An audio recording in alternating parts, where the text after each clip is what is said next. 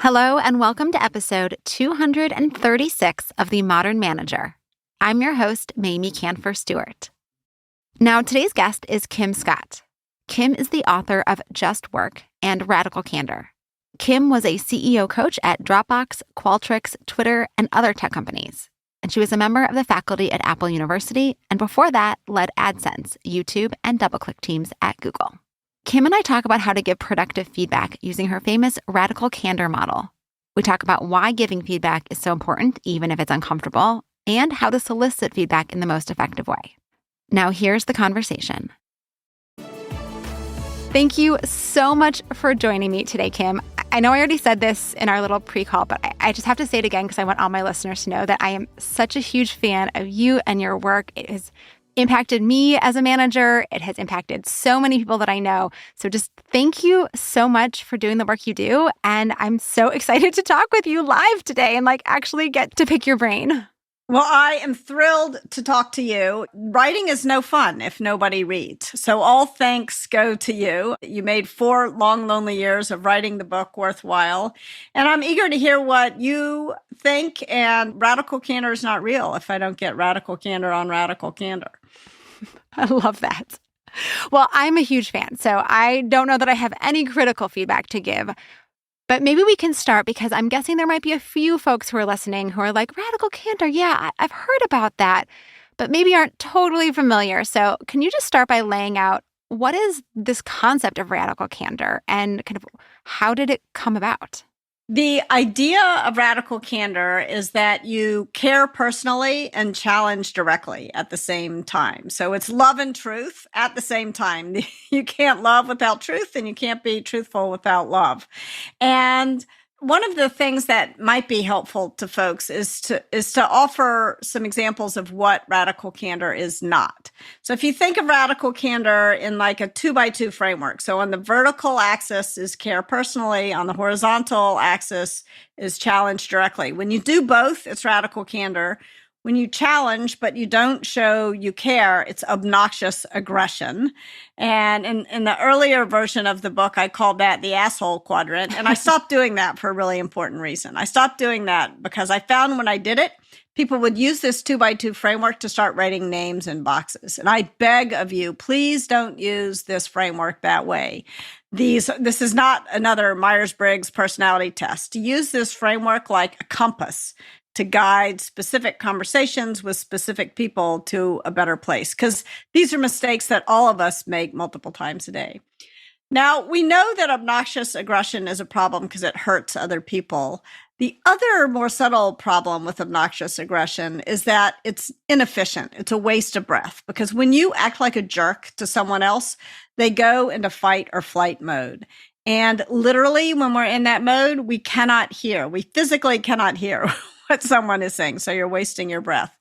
Another problem with obnoxious aggression is that very often when we land there, at least when I realize I've acted like a jerk, it's not my instinct to go the right way on care personally. Instead, it's my instinct to go the wrong way on challenge directly and to say, oh, it doesn't matter. It's no big deal, but it does matter. And it is a big deal. That's why I just said it.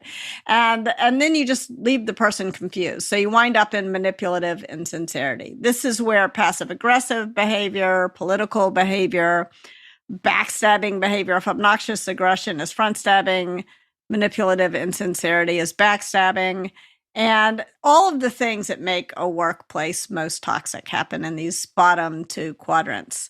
And the thing is that this is where the drama in the workplace is. So if you read the Dilbert cartoon, or if you watch The Office or the TV show Silicon Valley, you're going to see a lot of episodes about manipulative insincerity and obnoxious aggression. But the fact of the matter is the vast majority of us make the vast majority of our mistakes in this last place, where we do remember to show that we care. Most people are actually pretty nice people, as it turns out, despite everything you read on social media. But we do remember to show that we care, but we're so concerned about not hurting someone's feelings that we fail to tell them something they'd be better off knowing in the long run. And that I call ruinous empathy. So that's radical candor in a nutshell. I love these 4 quadrants because it makes it just very easy to reflect on your own behavior and say, how am I showing up in this moment? What am I conveying? And am I doing it in a very straightforward way, but with kindness so that I'm not being in that jerk box, but I'm also not being wishy-washy or confusing or downplaying. And I'm also not saying what I actually need to say in this moment. You can kind of, I love it as a tool for managers to use before they go into that feedback conversation. Yes, I wrote it because it was really helpful for me. It's hard. It's easy for me to say, be radically candid, really hard for you to do it and really hard for me to do it. I don't know anyone who doesn't struggle with this.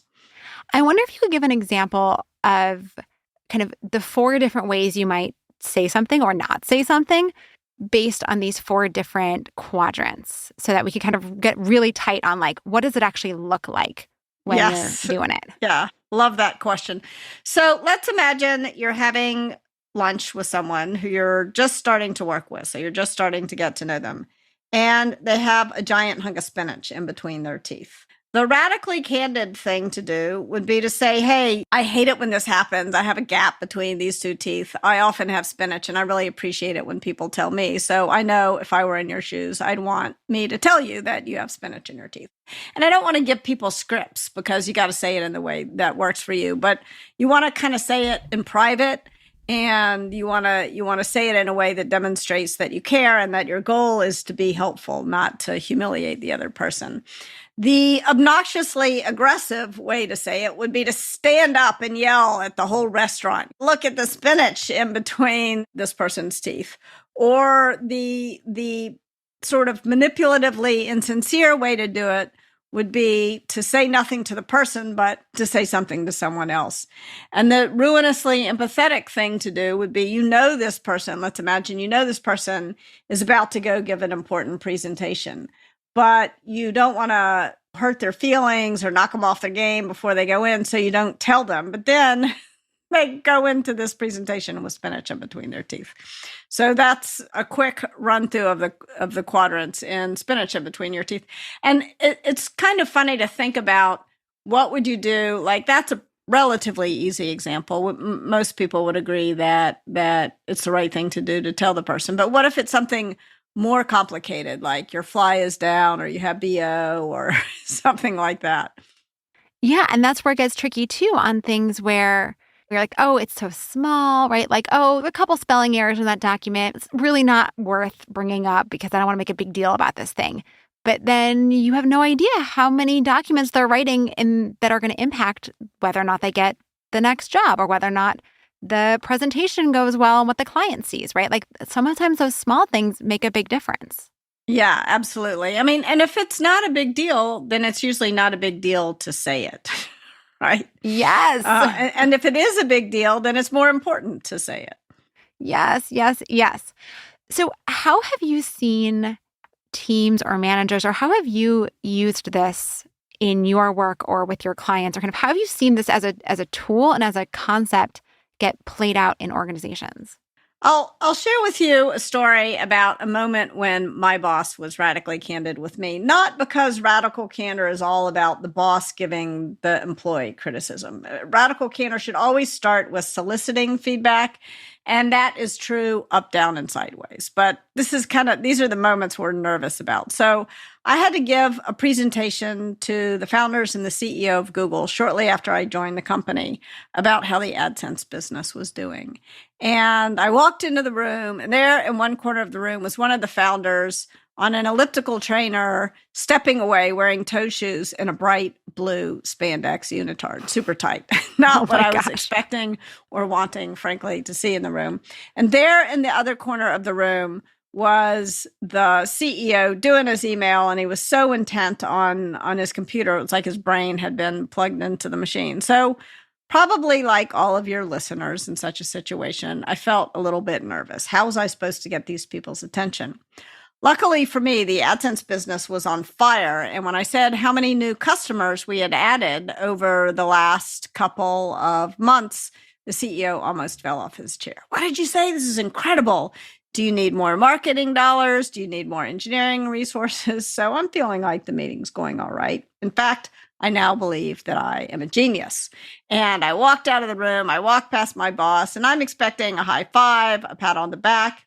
And instead, she said to me, "Why don't you walk back to my office with me?" And I thought, oh, wow, I screwed something up, and I'm sure I'm about to hear about it. Now, the important thing here is that I was open to hearing about it. And the reason why I was open to hearing about it is because my boss had solicited feedback from me in the past and had responded very well. So she had sort of walked the talk that feedback is a gift. So I knew that she was doing this from whatever she was going to say because she had my back. So anyway, we start walking, and she starts out by telling me not what I had done wrong, but what had gone well in the meeting. Not in the feedback sandwich. I think there's a less polite term for that.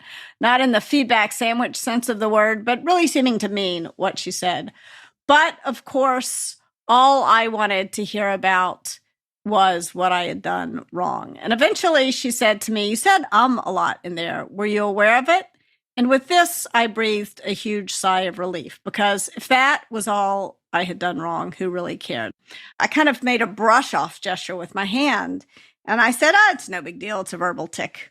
And then she said to me, "I know this great speech coach, and I bet Google would pay for it. Would you like an introduction?" And once again, I made this brush off gesture with my hand. I said, "No, I'm busy. I don't have time for a speech coach. Didn't you hear about all those new customers?" And then she said to me, she kind of stopped. She looked me right in the eye, and she said to me, "I can tell when you do that thing with your hand that I am going to have to be a lot more direct with you. When you say every third word, it makes you sound stupid." Now she's got my full attention. And some people might say it was mean of her to say I sounded stupid. But in fact, it was the kindest thing she could have done for me at that moment in my career. Because if she hadn't used just those words with me, and this is a crucial point, because by the way, she would not have used just those words with other people on her team who were perhaps better listeners than I was. But if she hadn't used just those words with me, I never would have gone to visit the speech coach, and I wouldn't have learned that she was not exaggerating. I literally said every third word. And this was news to me because I had been giving presentations my whole career. I had raised money for 2 different startups giving presentations. I thought I was pretty good at it.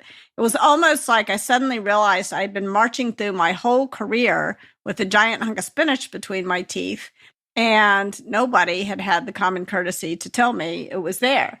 And so this really got me to thinking, why had no one told me? But also, what was it about her management style that made it so seemingly easy for her to tell me?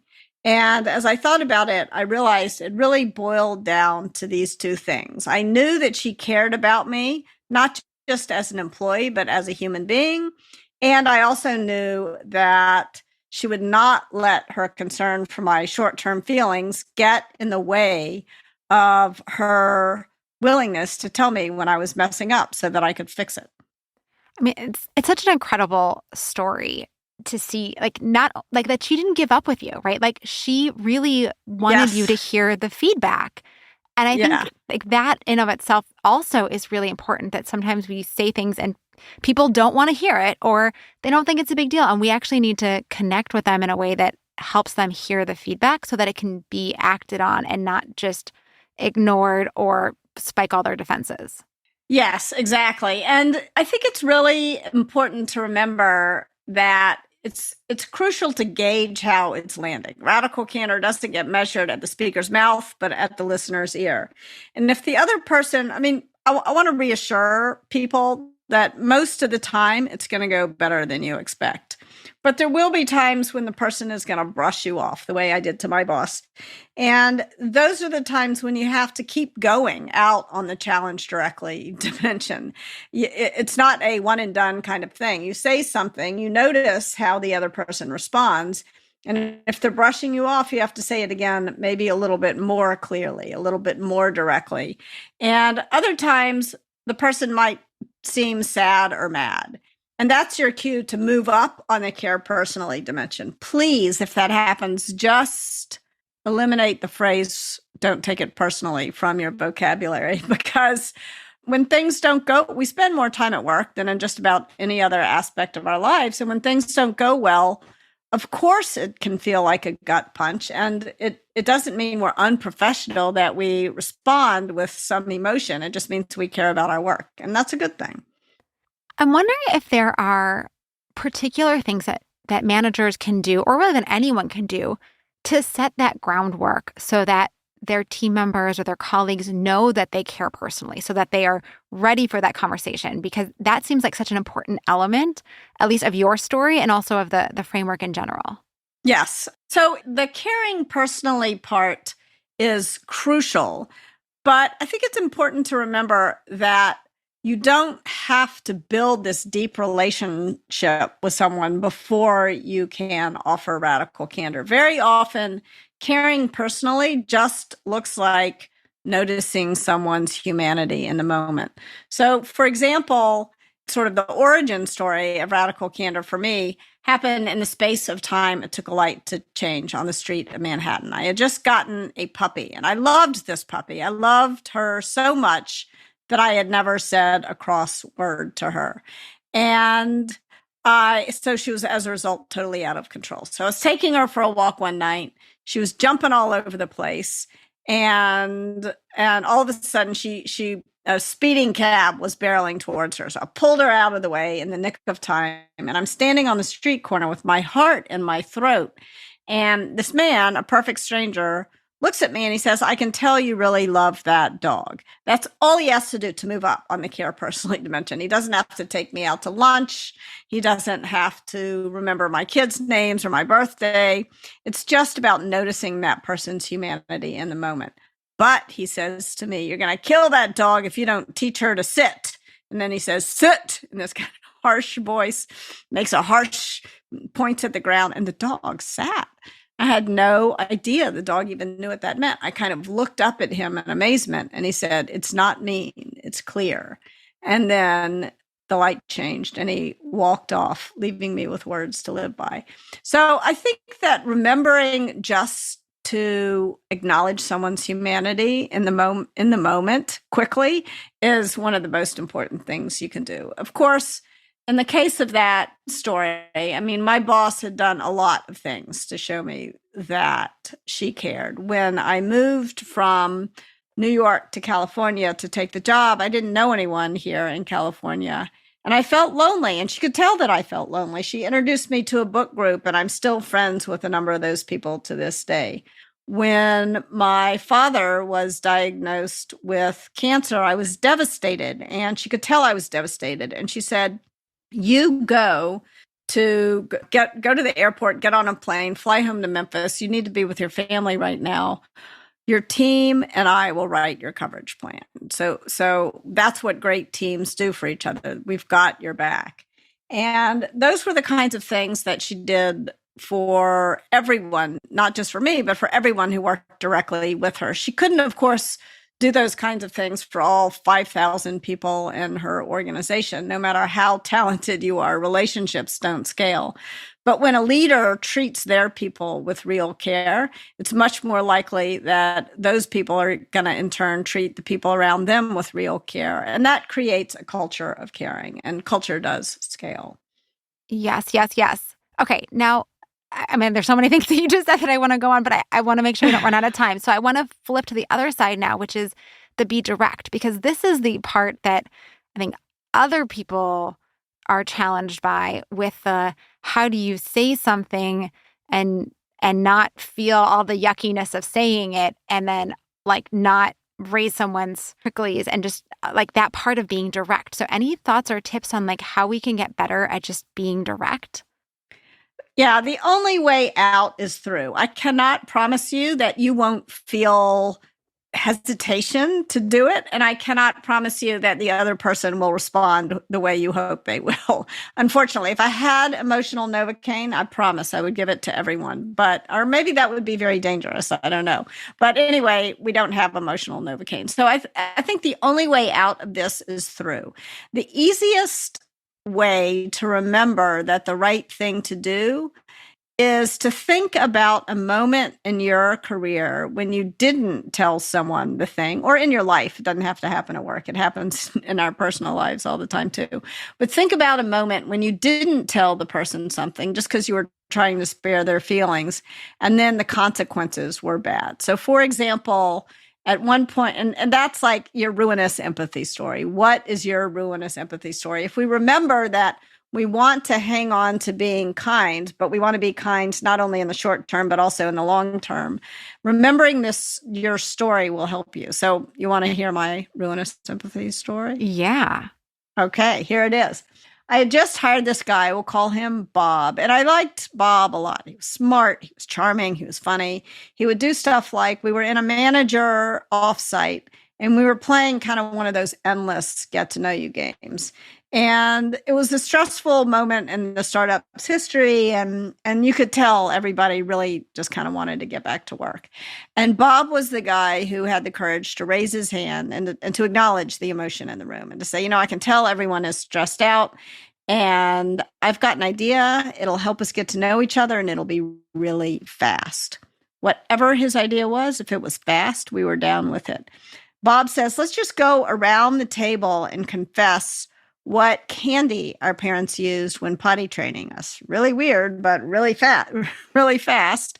Weirder yet, we all remembered. And then for the next 10 months, every time there was a tense moment in a meeting, Bob would whip out just the right piece of candy for the right person at the right moment. So Bob brought a little levity to the office. He was funny. One problem with Bob. Bob was doing terrible work. He would hand stuff in to me and there was shame in his eyes. He knew he wasn't doing good enough work. And I was so puzzled. I couldn't understand what was going on because he had this incredible resume, this history of accomplishments. I learned much later that the problem was that Bob was smoking pot in the bathroom 3 times a day, which maybe explained all that candy he had. But anyway, I didn't know any of that at the time. All I knew was that Bob was doing terrible work. And I would say something to him when he handed it in along the lines of, oh, Bob, this is a great start. You're so smart. You're so awesome. Everybody loves working with you. Maybe you can make it just a little bit better, which of course he never did. And this goes on for 10 months. And everyone on the team is getting increasingly frustrated because their deliverables are late, because Bob's deliverables are late. They're not able to do their best work because they're having to redo Bob's work. And after about 10 months of this, I realized that if I didn't fire Bob, I was going to lose all my best performers because they were frustrated. They were going to leave and go someplace where they could do their best work. And so I sat down to have a conversation with Bob that I should have started, frankly, 10 months previously. And when I finished explaining to Bob where things stood, he kind of pushed the chair back from the table. He looked me right in the eye and he said, why didn't you tell me? And as that question was going around in my head with no good answer, he looked at me again and he said, why didn't anyone tell me? I thought you all cared about me. And now I realized that by not telling Bob, thinking I was just being nice, the net result is that I'm having to fire him. Not so nice after all. It was one of the most painful moments of my career, but it was too late to save Bob because even Bob agreed he should go. His reputation on the team was just shot. All I could do in the moment was make myself a very solemn promise that I would never make that mistake again, and that I would do everything in my power to help other people avoid making that mistake. Because it was so painful. It was painful for me. It was much worse for Bob. And it was bad for the whole team. Their relationships were strained. They were frustrated. And it was bad for our results. But if I never wanted to make that mistake again, I really had to think more deeply about why I had made that mistake. And that is what prompted me to write the book and come up with a framework and why I'm talking to you all today, because it's the most common management mistake. I'm not alone in that. I think everyone who's managed people for more than about 6 months has made that mistake. Absolutely. And I found that story so compelling because the hardest part is when something is small, it feels like no big deal, so you don't say anything. or you don't know how to say anything and it's still new and you don't want to hurt the person. But then it gets so big that then it becomes really hard to say something for that exact reason because you just let it go on. And then you start to feel bad that you let it go on. And it's just so much worse. So it's just avoid that at all costs, and you will make your life easier and everyone else's life easier. Yeah, and I think you want to hold on to your desire to be kind. That's a good desire. Yes. But you got to realize what is kinder in the long run. Totally. All right, one more question before we wrap up. So you also mentioned earlier that it really helps to start by soliciting feedback. And I know that as managers, we sometimes ask for feedback, but people don't really want to tell us anything because we're their boss. No, they do not. So do you have any tips or tricks for how to get your team to actually give you good quality radical candor feedback? Yes. 4 things to keep in mind. The first is you want to think very explicitly about the question you're going to ask. Because if you say, do you have any feedback for me? You're wasting your breath. I can already tell you the answer. Oh, no, everything's fine. So number 1 is think about what your question is. The question that I like to ask is, what could I do or stop doing that would make it easier to work with me? But don't just adopt my question, because if you sound like Kim Scott and not like yourself, people won't believe you really want the answer. I was working with Krista Quarles when she was CEO of OpenTable, and she said to me, Kim, I could never imagine that question coming out of my mouth. The question I like to ask is, tell me why I'm wrong. Okay, that's a fine way to ask the question too. The other thing to keep in mind about your go-to question is you may need to adjust it for the person who you're asking it of. On Krista's team, there were a couple of people who found that question too aggressive. So she had to ask it in a more gentle way for them. When I started Radical Candor with Jason Rosoff, after we had worked together for a couple of months, he told me he hated my go-to question. It was too open-ended. And he needed me to ask him something more specific. So I think that if each person listening to this can take a beat, as long as you're not driving in a car, take a beat, pull out a pen, pull out a piece of paper, write down what is your question, and make sure your question can't be answered with the yes or no, that it demands an answer. Not, is there anything I could do, but what could I do? And then write down who you're going to ask it of and when you're going to ask it. And for bonus points, ask that question of someone who is more senior to you in the organization, ask it of a peer, and ask it of someone who works for you. This works equally well up, down, and sideways. You can even ask it of someone at home. It works at home as well. So ask your question. Now, the bad news is that no matter how good your question is, you've got to take another step because the other person doesn't want to answer it. You've put them in an uncomfortable situation by asking your question. The only way out of that is through. So you need to listen. You need to make sure that you're embracing the discomfort. So close your mouth and count to 6. I only made it to 3 there, but you were the first person who didn't jump in and start saying something. So good for you. You didn't fall for my trick. But 6 seconds is really a long time. So that is kind of embracing the discomfort. Now that you have managed to stay silent for 6 full seconds, the next trick is to make sure that you're listening with the intent to understand, not to respond. And that is hard because even though you just asked for feedback, you're probably going to feel a little bit defensive when you actually get it. And so you want to make sure that you're going in prepared to manage your own defensiveness. And don't beat yourself up if you feel defensive. It doesn't mean you're shut down to feedback or that you're a lesser mortal. It just means that you're human, and that's okay. You're allowed to be human. So one thing that you can do is you can ask some follow-up questions. But you want to make sure that you're not cross-examining the person who just gave you this gift, that you're not looking the gift horse in the mouth. So if you're not sure what they're talking about, don't demand that they give you examples, but try to think of your own examples of times when you might have done the thing that they're talking about. So for example, once my boss said that I moved too fast, and I wasn't quite sure. It kind of rang true, but I wasn't quite sure specifically.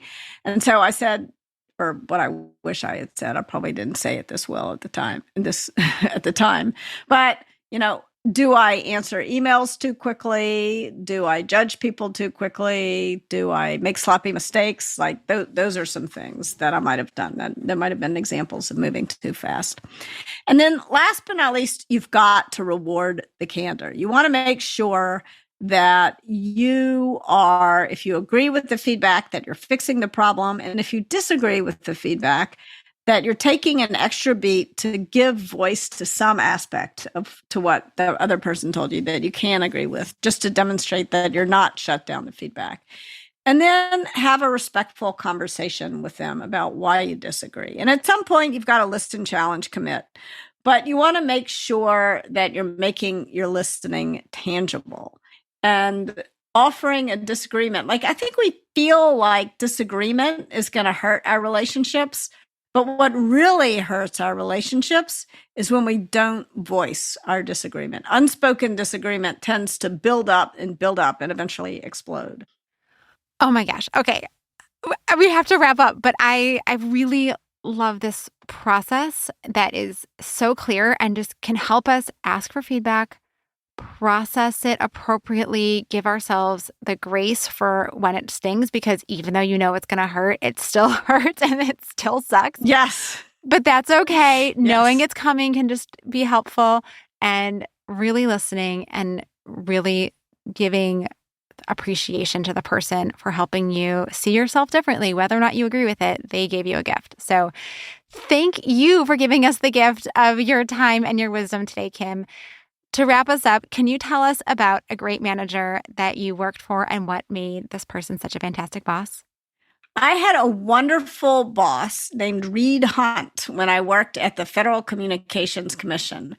And he was a boss who really was so respectful and so caring and so unafraid to share what he thought. So I will give you an example. This was not feedback about work, but I was in a disastrous relationship and I was miserable all the time. And we were on a work trip. We were taking the train from DC to New York, and he happened to know because it had come out, something that had happened. And he looked at me and he kind of asked a really good question, quoting Sheryl Crow. And he said, "If it makes you happy, why are you so sad?" And, that was a good question. It was a really good question.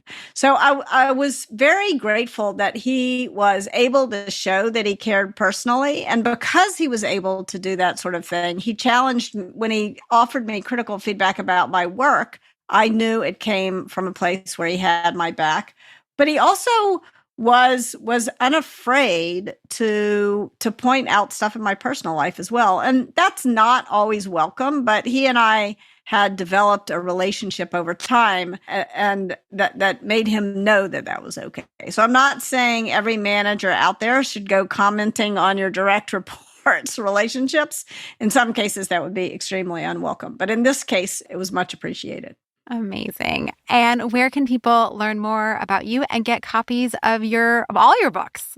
Yes, please don't forget about Just Work, which came out after Radical Candor. So if you go to justworktogether.com, you can learn more about that and think justice, not just work all the time when you think just work. Radicalcandor.com, you can learn a lot more about Radical Candor and the TV show we made about Radical Candor. And you can, if Twitter doesn't implode, you can follow me at Kim Ball Scott. I'm also on Mastodon and LinkedIn, should Twitter implode in the next few weeks. And just keep in touch. You can always send an email to radicalcandor@radicalcandor.com. Thank you again so much. And I have to admit, I haven't yet read Just Works, but it is on my list to read during the winter break while I'm traveling, and I'm looking forward to it greatly. So thank you so much again for this chat today. Thank you. Really enjoyed the conversation. Kim is providing 10% off the Feedback Loop, a laugh and learn training program that includes a workplace comedy to help you develop a candid culture of effective feedback. Radical Candor and Second City Works have teamed up to produce this digital solution that is nothing short of hilarious. And the discount is available to patron members of the Modern Manager community and participants in the Skills Accelerator. To become a member, go to themodernmanager.com/join. Plus, you'll get to join us on January 11th for the Fabs Leadership event with Robert Jordan. And by the way, if you just want to show your love for this podcast, become a member at the supporter level for $5 per month. You'll get a few gifts as my way of saying thank you. And again, all the membership information for all the levels is at themodernmanager.com/join. Of course, all the links are in the show notes, and they can be delivered to your inbox when you subscribe to my newsletter. Find that at themodernmanager.com. Thanks again for listening. Until next time. Meetings are one of the most critical components of healthy collaboration, and teams are at the heart of how we work. Meteor helps you use your time in meetings productively, build healthy relationships with your colleagues, and move work forward. To learn how we do it, visit meteor.com. That's MEETEOR.com. You've been listening to The Modern Manager. You're already becoming a rock star boss of a thriving team, I can tell. To ensure you never miss an episode, subscribe to the show in your favorite podcast player and join the mailing list at mamieks.com/podcast. That's MAMIEKS.com/podcast to get show notes and other special content delivered directly to your inbox. Thank you so much for listening. Until next time.